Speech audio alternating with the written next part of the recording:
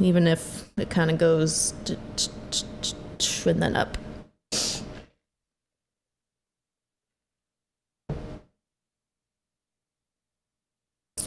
I was really surprised by how affected, this is a total change of topic here, but I was really surprised by how affected I was to hear that Anthony Bourdain had killed himself. Like, I kept crying that day, and like, I didn't even follow his career really. Like, I saw his show sometimes in waiting rooms. I think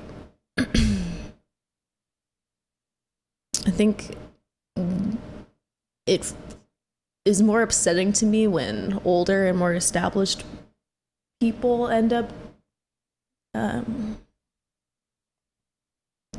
giving in to their depression.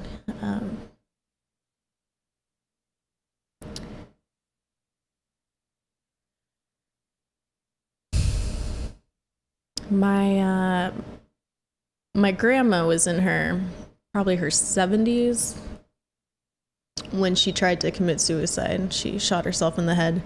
Hey, Gorkum. And that was always really, for a long time, that was really scary to me. That seemed kind of prophetic. Whenever I was going through like another spell of depression, I'd be thinking like, man, this is really going to be forever, huh? I'm going to be 60, 70 and still going through this and probably end up killing myself at that point.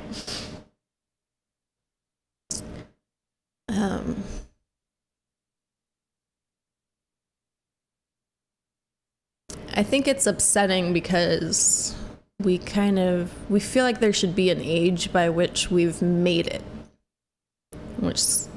at which some destination has been reached. And the pain of being alive and being a person and having to maintain that life isn't, so difficult anymore. And doesn't really work that way. The pain and struggle that come with being a person, they don't stop. And you have to dig yourself out time and time again. There won't be an age by which you figured it out. But the joy also returns. Depression is sick. It is a cycle, and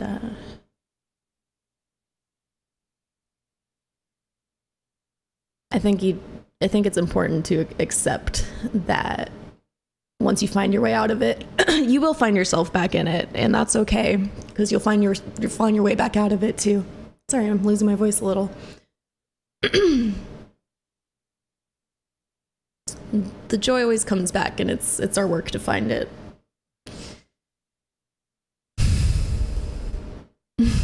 That's what makes it frustrating, but whatever state of mind you're in feels like forever. And then I know that really desperate feeling of like, well, what's the point if this is just gonna keep coming back? I'm gonna get this like terrible feeling is gonna keep coming back no matter how hard I fight it. But the same goes for remission. It's always going to go away again too. It's a tide. It comes and goes. And I don't know. I don't know if these thoughts are really related, but it's what I've been thinking about since I've also been trying to achieve some more goals and improve as a person, and it's really easy to get off track. I keep putting myself on track, doing good work, and then getting off track like I did this last week. And when that happens, you have choices to either give up because it's too hard to stay on track, or you just put yourself back on the track. And I think if you want to be resilient emotionally, you have to be accepting of the fact that you are always going to be straying and always putting yourself back on track. Expect it. Be ready for it. When you're 20, 30, 40, 50, 60, you're always going to have to be lifting yourself up and putting yourself back when your mind gets away from you.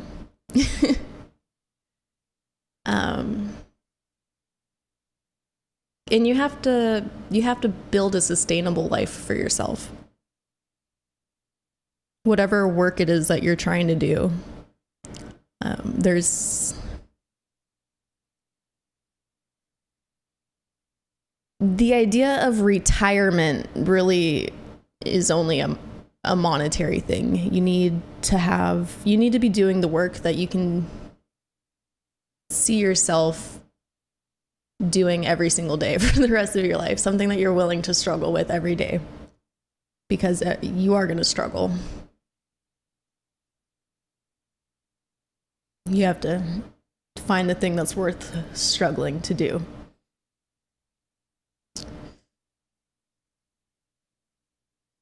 I think we sometimes, or maybe, I don't know, we conceive of a future where we have made it and there's no longer work to be done. You don't have to make money anymore. You're happy. You don't have to work on fighting your mental illness anymore. You don't have to put in the effort to be happy. You just have it. There isn't, that's not a point that you can reach. And you shouldn't strive for it either, because you're always going to need work, and you're always going to need to be keeping up. Yeah. Keeping up with your search for meaning. I like that little bow you have. Looking pretty as always today, Mom. Thank you so much, Kite. Happy 3-month anniversary. Love you. Yeah, things can always be made better. You're never going to get to a point where they can't be made better. And that's what your work is as a person, is to always make them a little bit better. Striving for greater and greater excellence in whatever you decide is worthwhile to strive for every day until you die.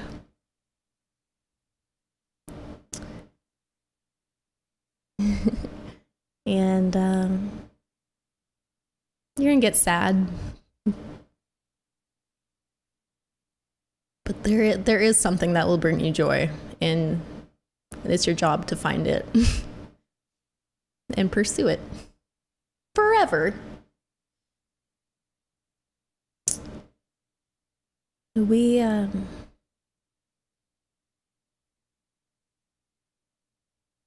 never become anything. We're always becoming.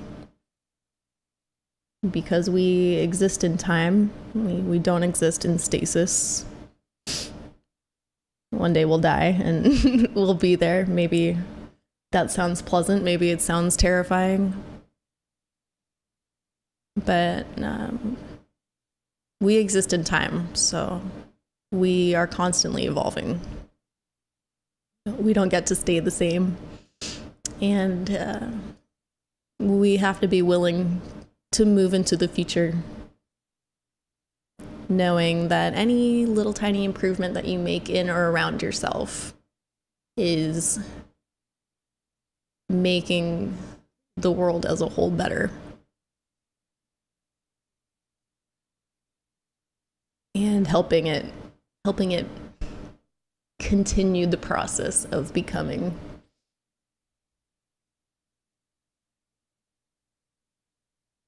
I think I don't know, when more mature people commit suicide, I think it's upsetting because, I mean, obviously anyone committing suicide is upsetting, but for some reason it always hits me a little harder when it's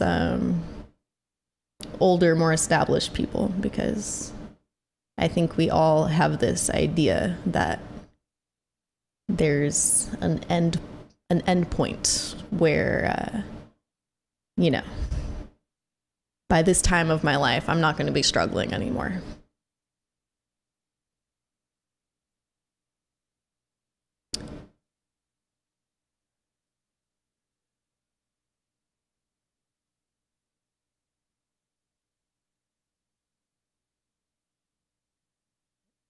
Until the day we die, all that we need to do, the only work that we have as humans is to get a little bit better, act a little bit better, feel a little bit better, and just keep looking. There are things, no matter how bad, how dark, there is something. There is some little light to be found. And if that's your only job, you can go find it.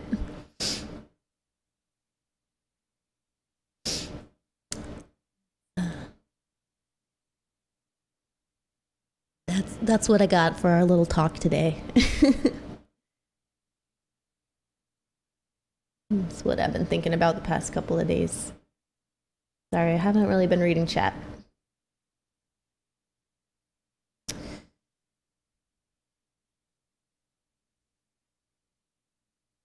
Never gets easier, we just get stronger. Yeah, I mean, you can build your resilience, and I think the more times that you do break out of a depressive cycle, the more times you do that, the more, I don't know, I feel a lot less hopeless when I do get hopeless, because I have the experience of getting better. I've gone through it so many times and I've gotten better so many times, and I think every time that you do that, it does get easier in some sense. You know that there's some kind of rope out there to climb out with. That was not a very good metaphor. I'm so sorry. But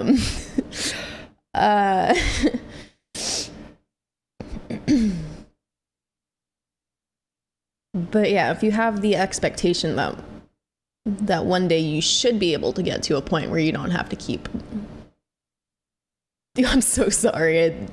Right as it came out of my mouth, I was like, you could have used any other way to illustrate that. Ugh. Thanks for the bit. Yeah, if you have the expectation that one day you won't have to do this anymore, you won't have to search, you won't have to fight the darkness. I think that really decreases your resilience, because you have to be prepared to keep struggling for the happiness that you deserve, and the ways that you're gonna make yourself better and make the world better.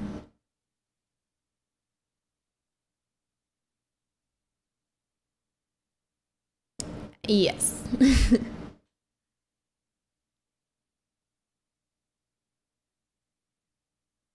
So thanks for listening to me talk. How are you, Badgie? I hope when I talk about things that are a bummer, I hope that I do it in a way that is helpful instead of, I don't know. The thing that makes me worried about talking about mental health stuff, is that I don't want it to drag anybody down. I don't want anyone to be worse off or feel more hopeless after we talk about it.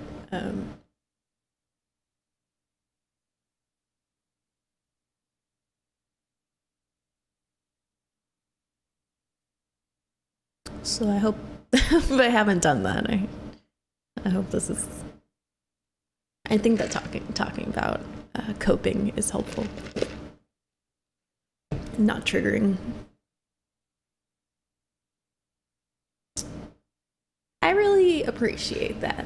Thank you for interacting with me. Awesome talking. I'm glad. Because I was thinking about this over the weekend, and I was like, I wanted to talk about it because it was on my mind. But yeah, you know, you gotta go to some dark places sometimes.